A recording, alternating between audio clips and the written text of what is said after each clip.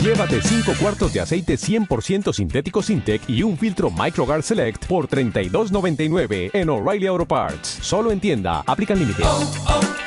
O'Reilly Auto Parts.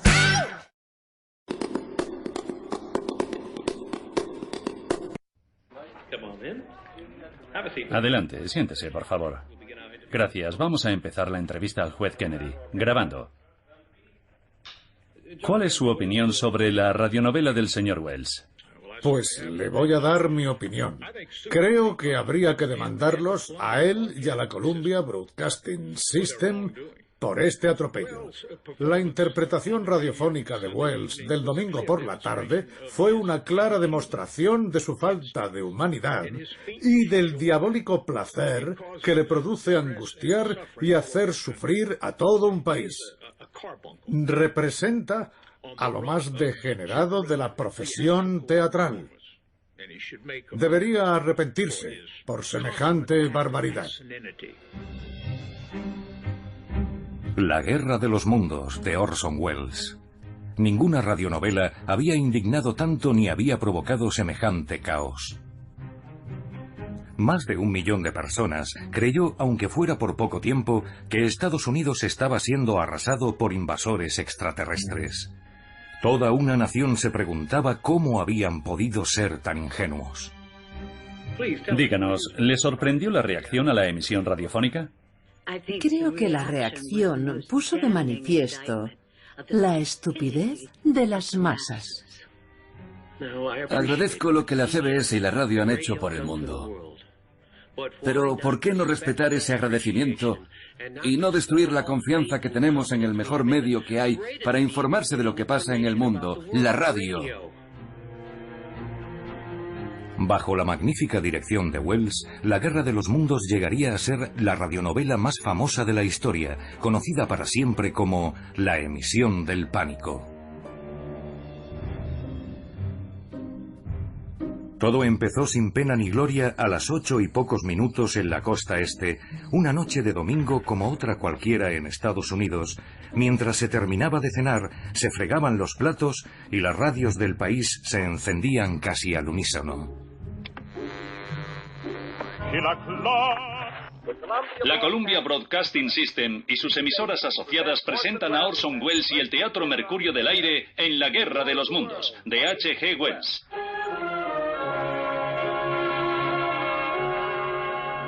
Señoras y señores, el director del Teatro Mercurio y protagonista de estas emisiones, Orson Welles. Ahora sabemos que a principios del siglo XX este mundo estaba vigilado de cerca por inteligencias superiores a la del hombre, pero tan mortales como la nuestra. Ahora sabemos que, mientras los seres humanos se dedicaban... Era un 30 de octubre, la noche de Halloween, también conocida como Noche de las Travesuras, Noche Diabólica, Noche Infernal. Durante 2 siglos, en esa noche se han gastado todo tipo de bromas a los más confiados. En aquella de 1938 se desataría además la angustia contenida de toda una nación.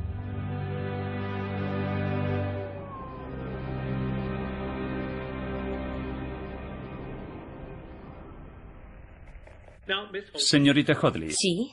¿Puede describir lo ocurrido, lo que le sucedió la noche de la emisión radiofónica?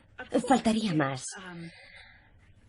Al volver aquella noche de misa de tarde y de cenar por 62 centavos en Highlands, todo riquísimo, me puse la bata y me disponía a subirle el bajo a mi falda de terciopelo.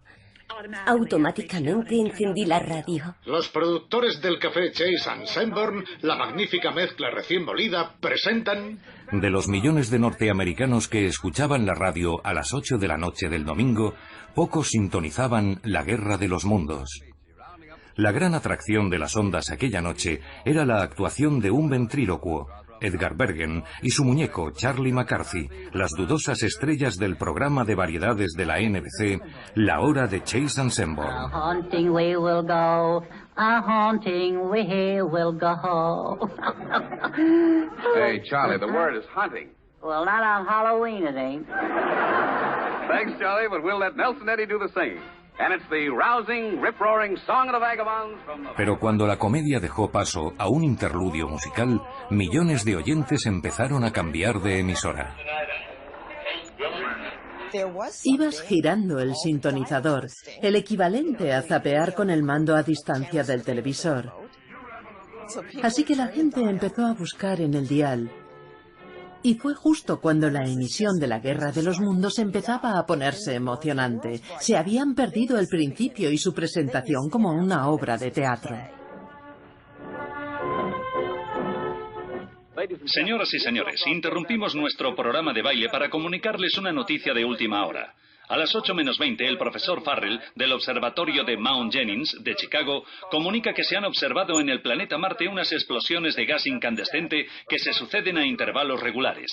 El espectroscopio revela que se trata de hidrógeno y que este gas se dirige a la Tierra con rapidez.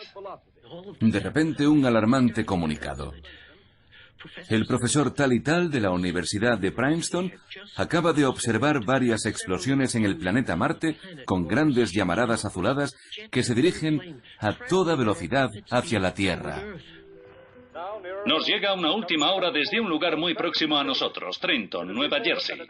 Nos comunican que a las 20:50 un enorme objeto ardiente que se supone pueda ser un meteorito ha caído en una granja de las cercanías de Grover's Mill, a 22 kilómetros de Trenton. El resplandor ha sido visto... Después, de repente, otro comunicado, un boletín informativo. Un agricultor había informado de que un meteorito había caído en su granja. ¿Y qué había dicho? Describía un sonido silbante y un haz de luz verdosa que había caído a la tierra con tanta fuerza que lo había tirado de la silla. Yo pillé la historia justo cuando el locutor estaba preguntando al paisano de Nueva Jersey qué había sentido al ver lo que había pasado en su jardín. Señoras y señores, escuchaban ustedes al señor Wilmot, propietario de la granja en la que acaba de estrellarse un extraño objeto volante. Desearía poder trasladarles exactamente el ambiente que se respira en este peculiar escenario. La policía trata de contener la avalancha de vehículos que se dirigen hacia aquí, pero es inútil. El realismo me atrapó. Entonces no sabía que era una obra de teatro. Me lo tragué todo según lo iban emitiendo, como si fuera una emergencia nacional o algo. En esa época, los norteamericanos estaban acostumbrados al sonido de la crisis. Hacía casi 10 años que el colapso económico había dejado al país temblando y a millones de ciudadanos con los bolsillos y los armarios vacíos y aturdidos ante el nuevo panorama de preocupación constante. Al desplome de la bolsa le siguió el desempleo masivo y la caída en picado de bancos, de cientos de bancos. Estoy convencido de que lo único a lo que hay que temer es al miedo en sí mismo. Roosevelt reconoció lo aterrada que estaba la gente al producirse el colapso. Un terror sin nombre, irracional, injustificado, que paraliza los necesarios esfuerzos para convertir la retirada en avance. Supo ver perfectamente que el sentimiento que dominaba el país en los años 30 no era la rabia, ni el resentimiento hacia el sistema capitalista, ni hacia los jefes que despedían a la gente batiendo récords, sino que era la vergüenza y el miedo, sobre todo el miedo. En la caída libre de la Gran Depresión, la radio, convertida en salvavidas, ocupaba un lugar privilegiado en casi el 80% de los hogares norteamericanos de 1938. Los norteamericanos desempleados se retrasaban en los pagos de sus coches y sus lavadoras. Renunciaban a sus teléfonos, pero seguían comprando radios a millones. Interrumpimos nuestra programación para ofrecerles un boletín de la oficina de prensa y radio.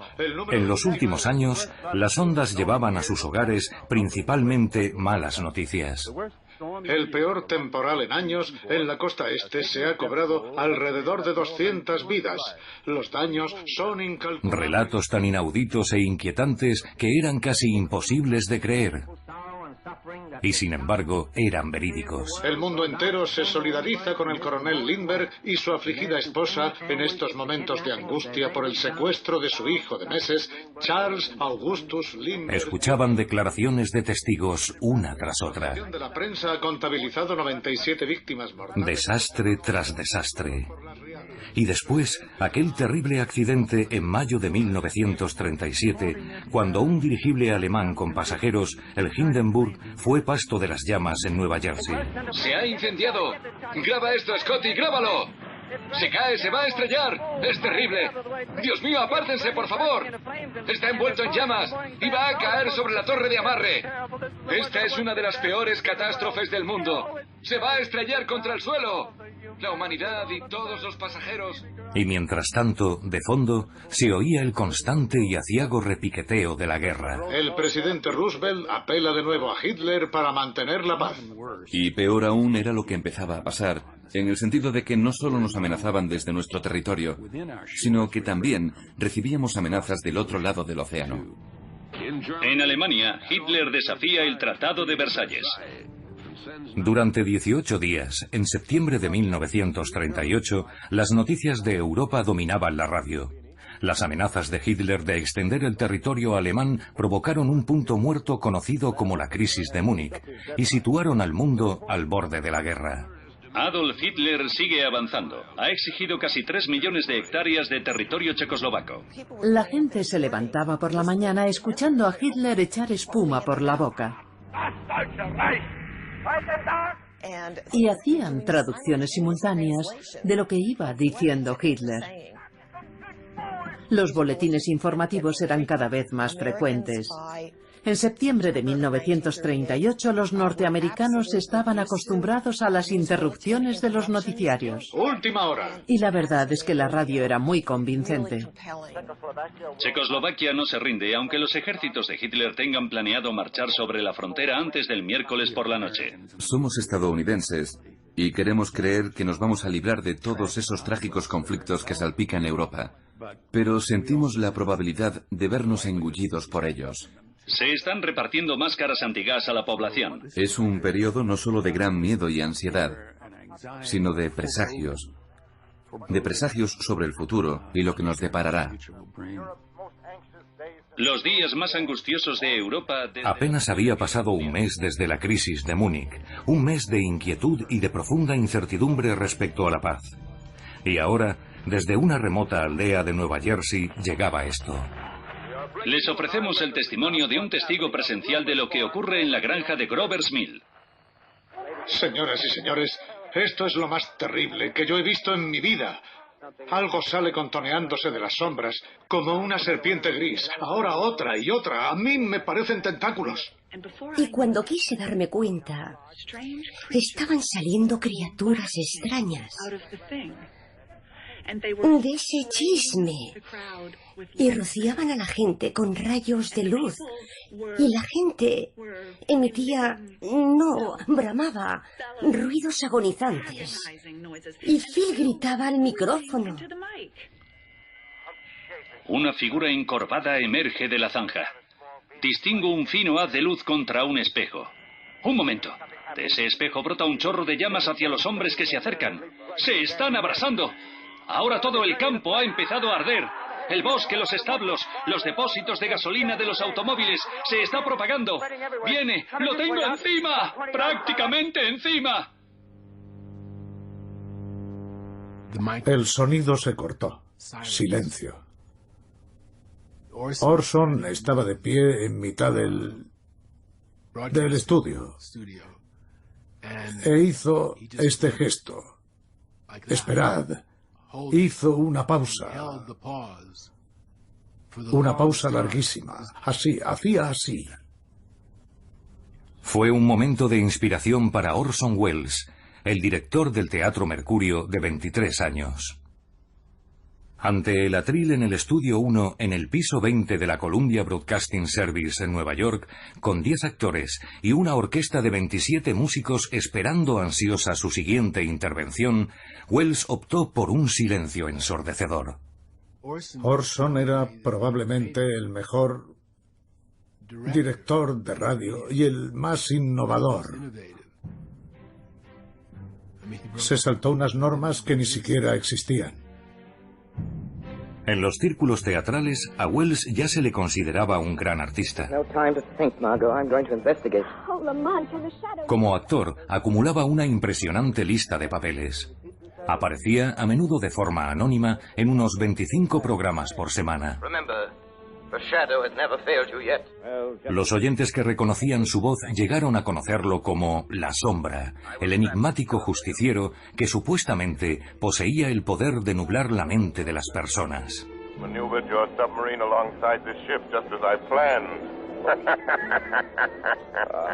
Pero la campanada la había dado como director, con la puesta en escena de una serie de colosales éxitos para el proyecto de teatro federal New Deal.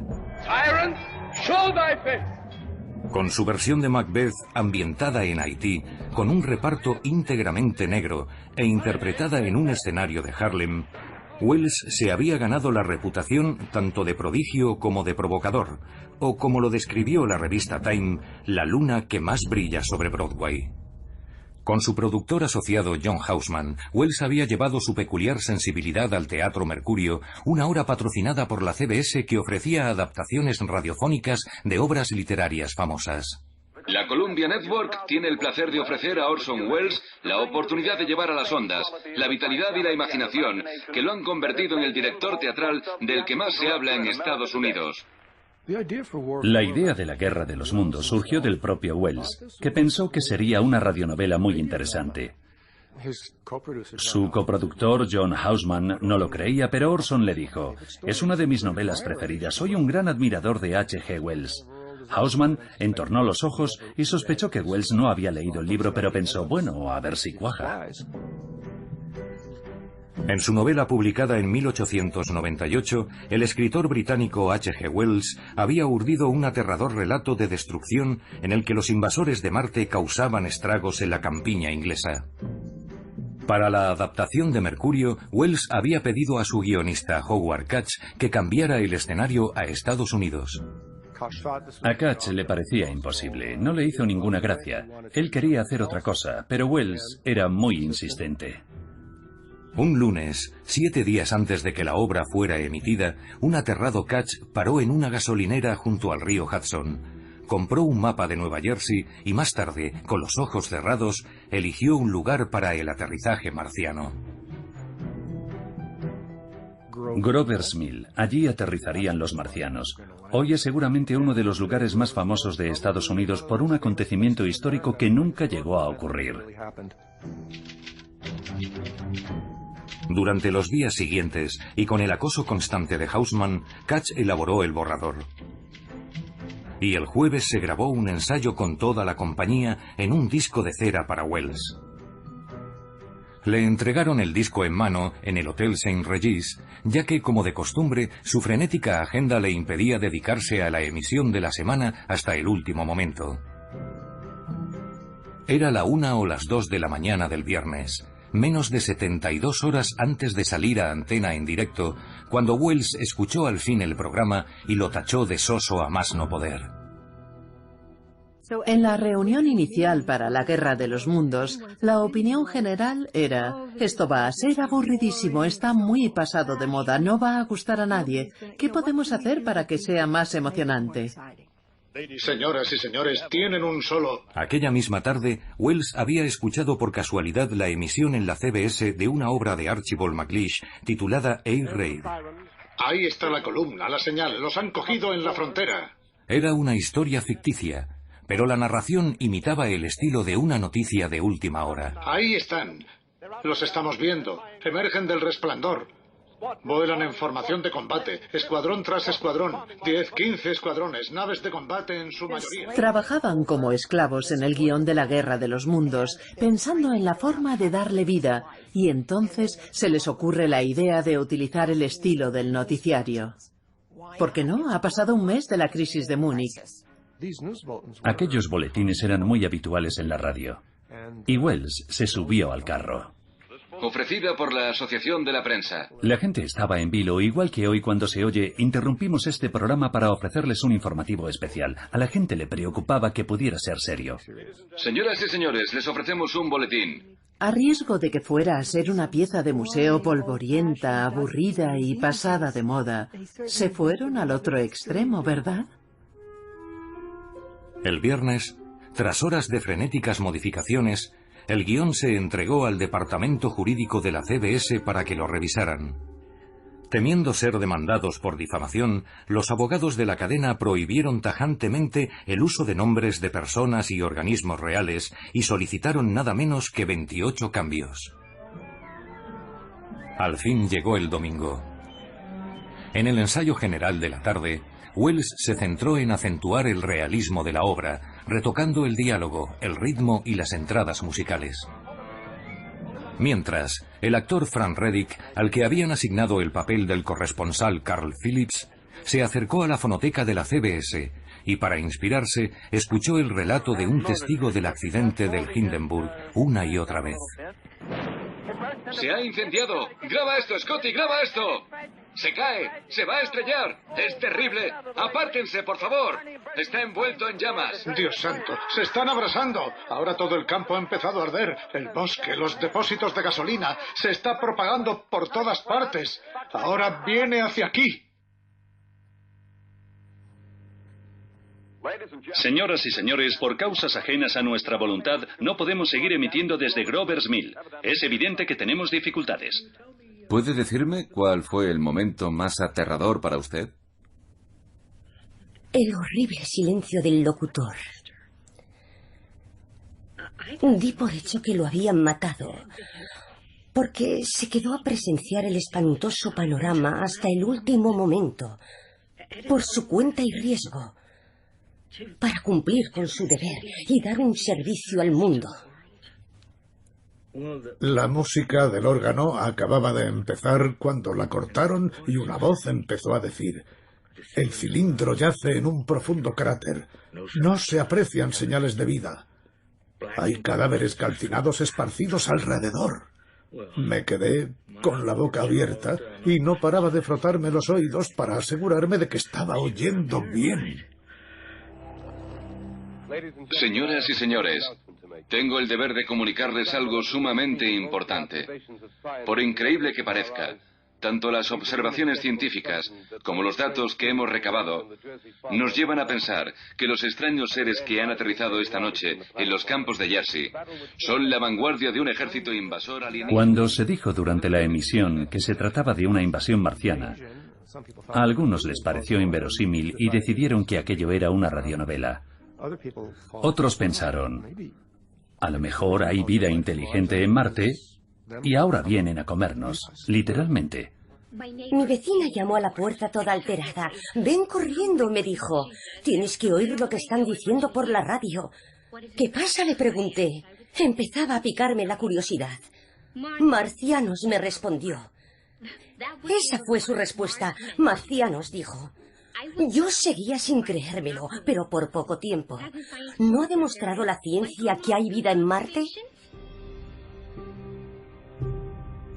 En 1938, la mayoría de la gente no sufría contaminación lumínica. Podían salir de noche y mirar al cielo. Y para los que miramos al cielo, Marte siempre ha sido único por su color. Tiene un color diferente al de las demás luces que se ven en el cielo. Visible como un extraño resplandor rojo, Marte había causado fascinación y desconcierto durante siglos. Marte está a una distancia de la Tierra a la que podemos verlo bastante bien. Es lo suficientemente visible como para pensar que podría ser un planeta parecido a la Tierra, pero claro, tampoco se ve tanto como para asegurar lo que hay allí. Por lo tanto, siempre ha habido cierto misterio alrededor del planeta. A principios del siglo XX, las especulaciones se habían disparado, alimentadas por la observación del astrónomo Giovanni Schiaparelli de tenues líneas geométricas que cruzaban la superficie del planeta. Schiaparelli las llamó canali, canales naturales en italiano. pero fue traducido erróneamente como canales artificiales. Al entenderse canali como canales artificiales, la asociación mental fue inmediata, y sobre todo en el siglo XX, cuando se construyeron muchos de ellos. Es un término que, por naturaleza, sugiere ingeniería. Si hay canales, alguien tiene que haberlos construido. Pese a que la mayoría de los científicos la descartaban, la idea de una hacendosa raza marciana se había adueñado de la imaginación de todo el mundo, fomentaba teorías disparatadas en la ficción, las canciones populares y las películas. No use, Flash.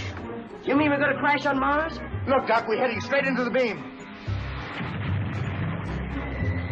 Poco antes, en 1924, el Servicio de Transmisiones del Ejército de Estados Unidos había pedido a las emisoras del país que cesaran temporalmente para que sus ingenieros pudieran escuchar señales del planeta rojo. 3 días antes de la emisión de la Guerra de los Mundos, el Christian Science Monitor publicaba la declaración de un destacado astrónomo escandinavo que confirmaba la existencia de seres vivos en Marte. No se dejaba de mencionar a Marte. Así que, cuando se informó de que los marcianos habían llegado a las afueras de Nueva York en 1938, tampoco fue algo que la gente no se pudiera imaginar.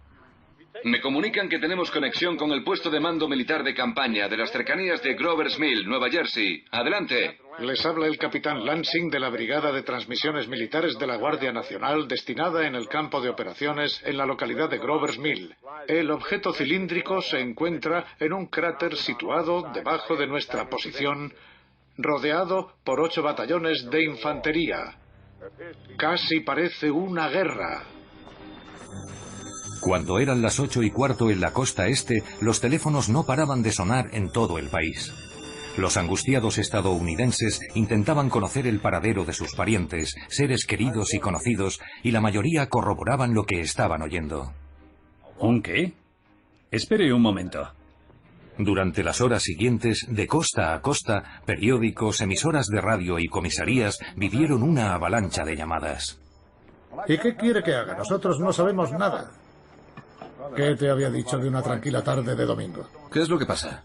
Al poco tiempo, empezaron a llegar extrañas informaciones a las agencias de noticias. En Bergenfield, Nueva Jersey, al norte de Grover's Mill, unas 20 familias se presentaron en la comisaría con sus pertenencias amontonadas en los coches. En Indianápolis, una mujer se subió al púlpito de una iglesia metodista y empezó a gritar que había llegado el fin del mundo. Y en el estado de Washington, un apagón de lo más inoportuno dejó a oscuras la pequeña población de Concrete e hizo que sus aterrados habitantes huyeran a las montañas.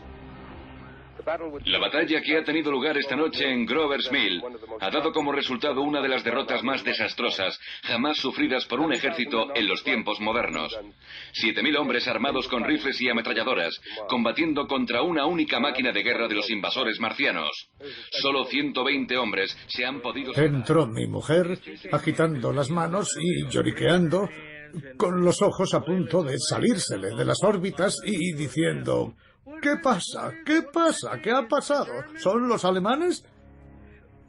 Ella no había oído la palabra marcianos, pero yo sí. Una breve declaración en la que se informa de que se ha identificado el cuerpo calcinado de Carl Phillips en un hospital de Trenton. Nos creemos muy listos, pero al menor indicio de peligro, nos volvemos protectores. Es algo instintivo. Primero el miedo. Y la sensatez y los datos después. Como precaución, en Nueva Jersey se han cortado las comunicaciones por radio. Y una persona ya agobiada en aquella época por la depresión, los rumores de guerra y demás era más susceptible a las señales de peligro. Cuando el río suena... El resto yace sin vida en el campo de batalla entre las poblaciones de Grover's Mill y Plainsboro. Unos han muerto aplastados y pisoteados por las patas de hierro del monstruo. Otros, carbonizados a causa del mortífero rayo de calor marciano. Aparentemente, su estrategia consiste en acabar... Todos pensamos que era el fin del mundo. Fue un milagro que no se me parara el corazón porque soy de por sí nerviosa. Salí corriendo de casa, supongo que no sabía lo que hacía. No paraba de repetir a todo el mundo, ¿no te has enterado? Los alemanes han destruido Nueva Jersey, lo dicen en la radio. Ejército, extranjero, invasor. A finales de los años 30 se traducía rápidamente de marciano a alemán. El ejército alemán entró en Austria el sábado por... Vamos a lo que conocemos. Hemos desarrollado esos atajos mentales. Buscamos en nuestros archivos mentales lo que conocemos para ver lo que representa. A Hitler le gustaba iniciar las invasiones en fin de semana. Era una forma, decía, de pillar a otros países durmiendo la siesta. Y aquellos indicios, el lenguaje que emplearon en los primeros minutos de la emisión, esas cosas se apoderan de nosotros. Es algo inconsciente. Suele ser ajeno a nuestra voluntad. El monstruo se ha apoderado del centro de Nueva Jersey y ha dejado dividido al estado en dos partes. Están cortadas las líneas de comunicación desde Pensilvania al Océano Atlántico.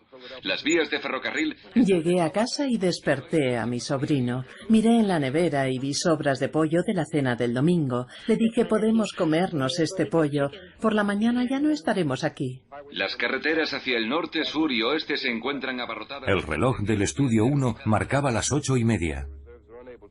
En los 12 minutos previos, Wells y su compañía habían matado a Carl Phillips, masacrado al ejército en Nueva Jersey y desatado una invasión marciana a gran escala en Estados Unidos. Lo más increíble de la primera parte de la emisión es lo rápido que se desarrolla todo. Hoy sabemos que no podría pasar tan deprisa. El ejército listo en 15 minutos...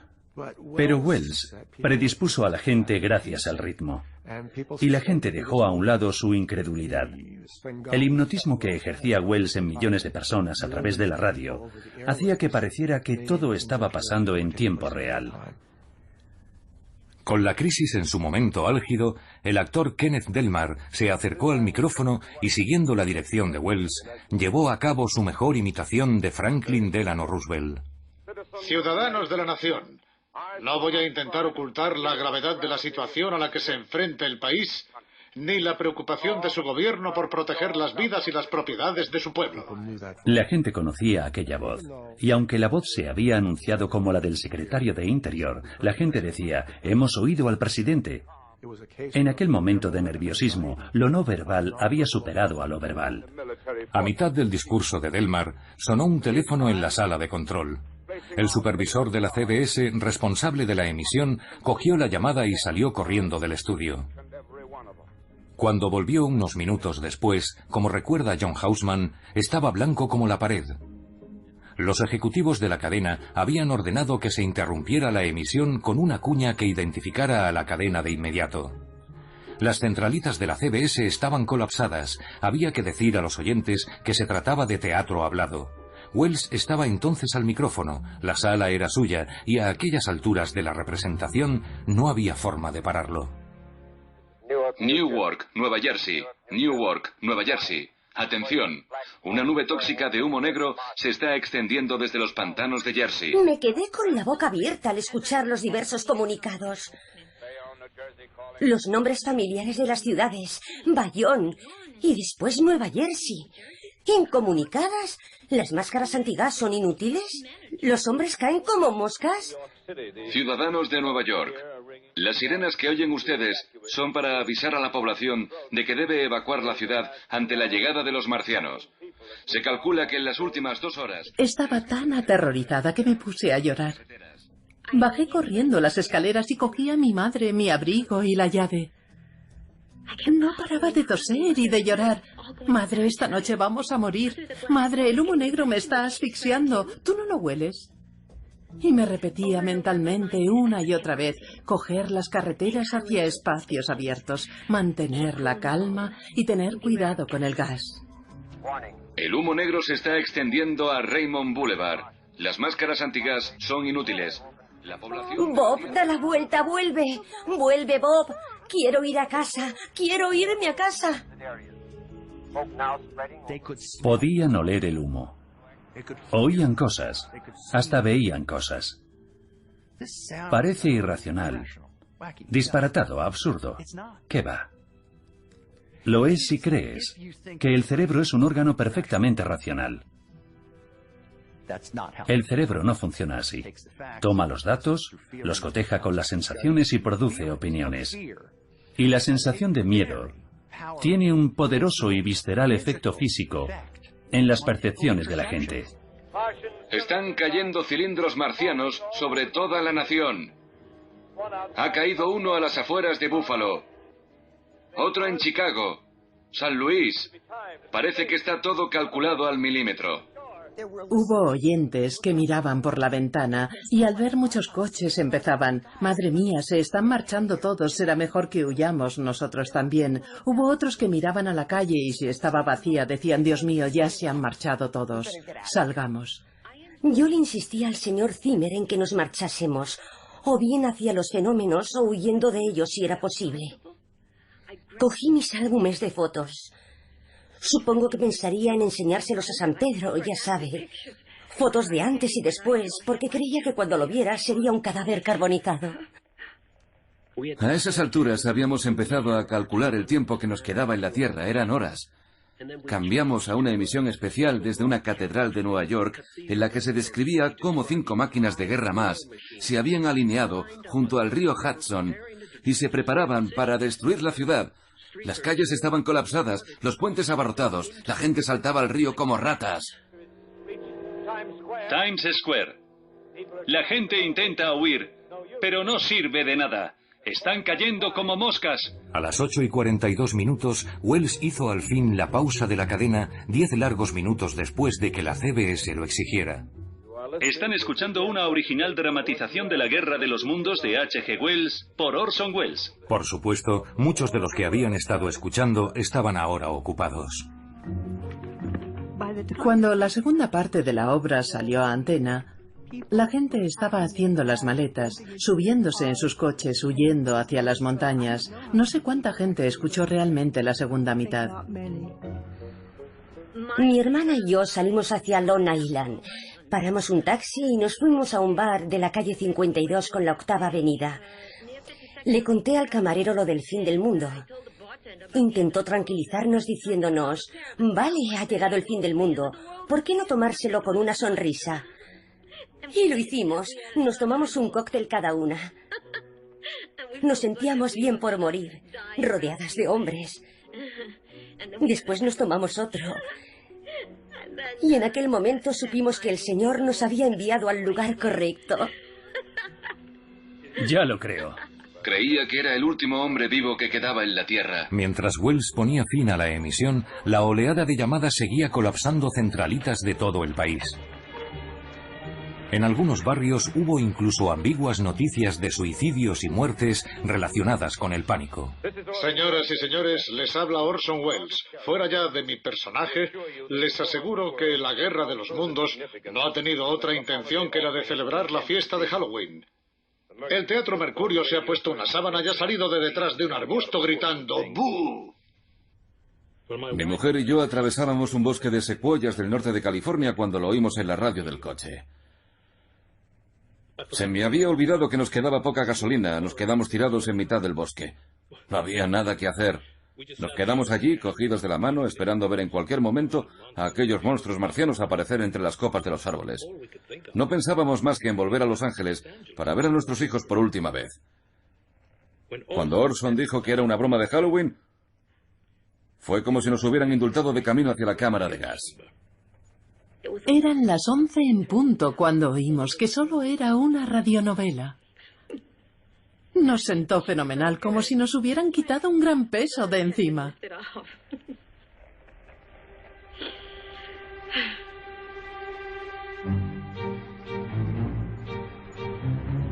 Mientras, en la CBS, el calvario acababa de empezar. Después de la emisión, el estudio se llenó de policías y reporteros que arrinconaron a Wells y a su coproductor John Houseman. Hicieron que todo pareciera más grave. ¿Saben toda la gente que ha muerto en la carretera mientras huía? Creyeron que iban a meterles en la cárcel. Las horas siguientes fueron una pesadilla, diría Houseman más tarde. Nos sacaron del estudio y nos llevaron a un despacho de abajo. Allí nos tuvieron incomunicados mientras empleados de la cadena se afanaban por recoger, destruir o esconder todos los guiones de la emisión. A la mañana siguiente, el 31 de octubre, la emisión del pánico fue primera página de costa a costa. con noticias de accidentes de tráfico, amagos de disturbios, hordas de gente aterrorizada en las calles, y todo por culpa de una radionovela. Fue como si en un cine abarrotado de gente se anuncia que hay un incendio. Una cosa así tendría que acabar con alguien detenido y entre rejas. No sé si aquel programa violó alguna ley establecida, pero desde luego fue un ejemplo de... ¡Que viene el lobo! En el Capitolio, el senador por Iowa, Clyde Herring, pidió una ley para que se crease una Comisión Nacional de Censores Radiofónicos, y el jefe de la Comisión Federal de Comunicaciones ordenó una investigación de la conducta de la CBS. Peor aún, pese a que habían pasado solo horas desde la emisión, la cadena había recibido montones de airadas quejas, algunas de las cuales anticipaban un aluvión de demandas. Apenas he dormido y sé menos que ustedes de esto. No he leído los periódicos. Viendo que mostrar arrepentimiento era lo más sensato, los ejecutivos de la CBS se apresuraron a convocar una rueda de prensa. Por supuesto que estamos impresionados y profundamente arrepentidos por las consecuencias de la emisión de anoche. La rueda de prensa fue una de las mejores interpretaciones de Wells. Sabía que toda su carrera pendía de un hilo. Por tanto, sabía que tenía que hacer algo y demostrar su arrepentimiento, aunque según Hausman, el arrepentimiento no era tal. Estaba encantado con lo que había desatado la emisión. ¿Debería haber una ley que prohibiera representaciones como la de anoche, en vista de los resultados? No sé qué debería decir la legislación. Sé que casi todos en la radio haríamos lo que fuera por paliar el revuelo que se ha producido. Yo el primero, pero...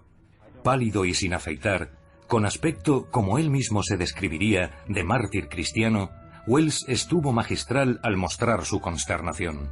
Cuando se es tan inteligente como lo era mi padre, cuesta mucho entender cómo alguien pudo tragarse algo así. ¿Cómo pudieron? ¿Cree que se ha aprovechado de la gente? Sencillamente no lo sé. No me imaginaba que una invasión de Marte pudiera resultar tan creíble. Estaba... A la vez que demostraba asombro y consternación, también era consciente de que de repente su nombre estaba en la primera página de todos los periódicos del mundo, que de la noche a la mañana se había hecho internacionalmente famoso como resultado de aquella emisión. Y no creo que se arrepintiera. Para Wells, la única consecuencia tangible de todo aquello llegó en forma de recompensa. Orson repetía, siempre pensamos que fue uno de nuestros peores programas. Claro que asustó a medio país, pero en lo que respecta al programa, el Teatro Mercurio consiguió por fin un patrocinador. Apareció la sopa Campbell y se convirtió en el Teatro Campbell. Si Orson Welles había vendido a millones de personas la idea de una invasión marciana, imagínate lo que podría hacer por la sopa Campbell.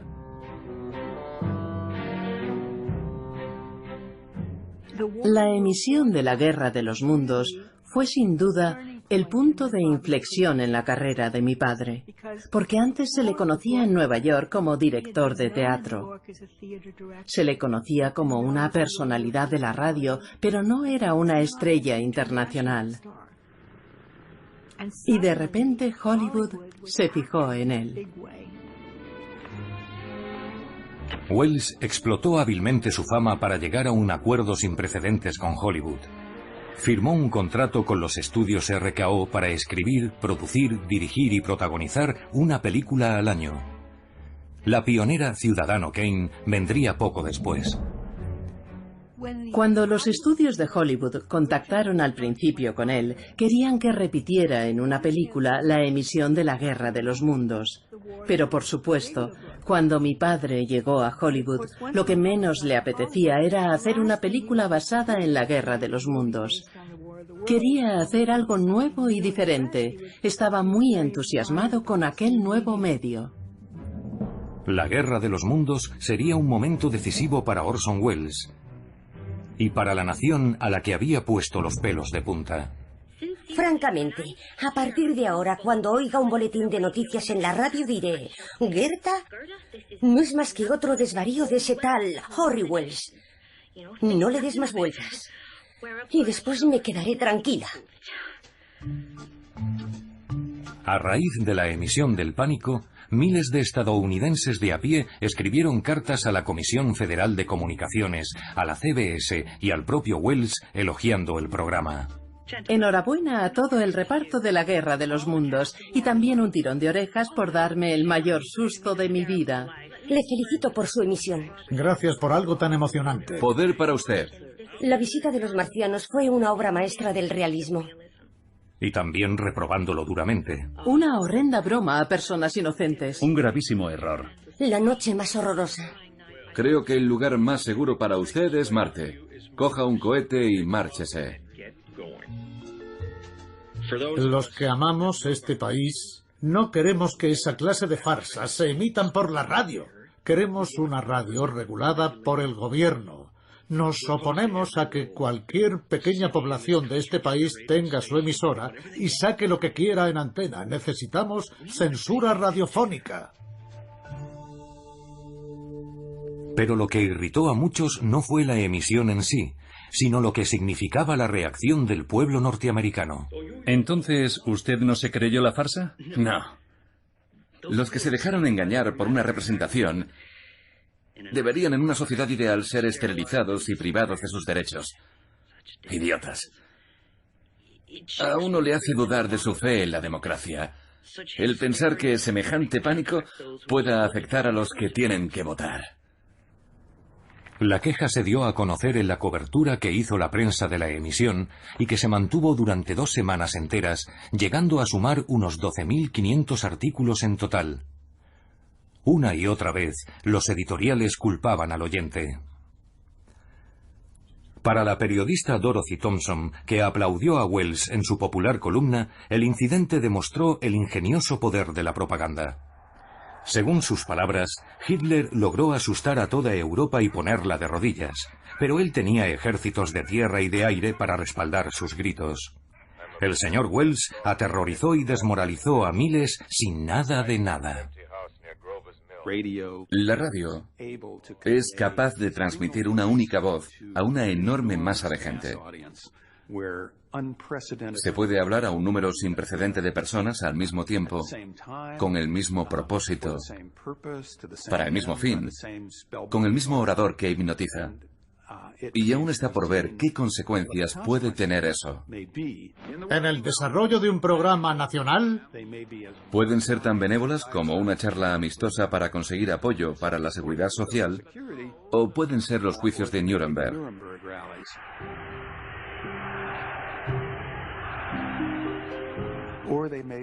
O pueden ser simplemente la familia temerosa, apiñada alrededor de la radio escuchando reportajes sobre la crisis de Múnich, o los hombres de Marte que han aterrizado en Nueva Jersey. Aviones de reconocimiento informan de que las máquinas enemigas avanzan a gran velocidad hacia el norte, derribando casas y árboles en... La gente que se preocupa por la democracia empieza a pensar: esto da miedo. Esa propaganda puede ser muy eficaz. Y los estadounidenses tenemos que encontrar formas de contrarrestarla, crear instituciones que la neutralicen. Al final, todas las quejas quedarían en nada. El 5 de diciembre, 5 semanas después de la emisión, la Comisión Federal de Comunicaciones concluyó su investigación y anunció, para alivio de la CBS, que no emprendería acciones disciplinarias contra la cadena. La CBS, por su parte, ya había prometido moderación y había llegado a un acuerdo tácito con la Comisión para evitar el empleo de noticiarios dramatizados en el futuro. De las muchas demandas presentadas contra Wells y la CBS, ninguna les condenó al pago de daños. Al final, se llegó a la conclusión de que la prensa había exagerado la magnitud del pánico. Pero nadie dudaba de que había ocurrido algo aquella noche de 1938. Algo que atormentaría a la nación en las décadas venideras. Es un momento clave en la historia de la vida emocional de Estados Unidos en los años 30. El ambiente de miedo y ansiedad, el anhelo de seguridad y la sensación de que en cualquier momento podía llegar la destrucción del cielo, del extranjero o de dentro del país. Creo que la Guerra de los Mundos apelaba directamente a esos miedos y ansiedades. La reacción no solo fue cómicamente irracional. Creo que es difícil culpar a los que reaccionaron de forma exagerada. El instinto de supervivencia supera fácil, emocional y enérgicamente a lo racional. Es una realidad física muy poderosa que surge de algo intrínseco del animal humano. Es una verdad sobre nosotros. Recordaré la noche del domingo 30 de octubre de 1938 mientras viva. Y nadie puede compartir mis sentimientos porque no puedo explicarlos. Pero espero que nadie, ni siquiera las peores personas, sientan nunca lo que yo sentí esa noche. Y espero y rezo por no volver a escuchar nada parecido, porque es lo más horroroso que he oído nunca. Adiós a todos, y recuerden la terrorífica lección que han aprendido. Ese invasor sonriente, luminoso y redondo que se encuentra en su salón no es otra cosa que un habitante del sembrado de calabazas. Y si suena el timbre de la puerta y al abrir no hay nadie, no ha sido un marciano. Es Halloween.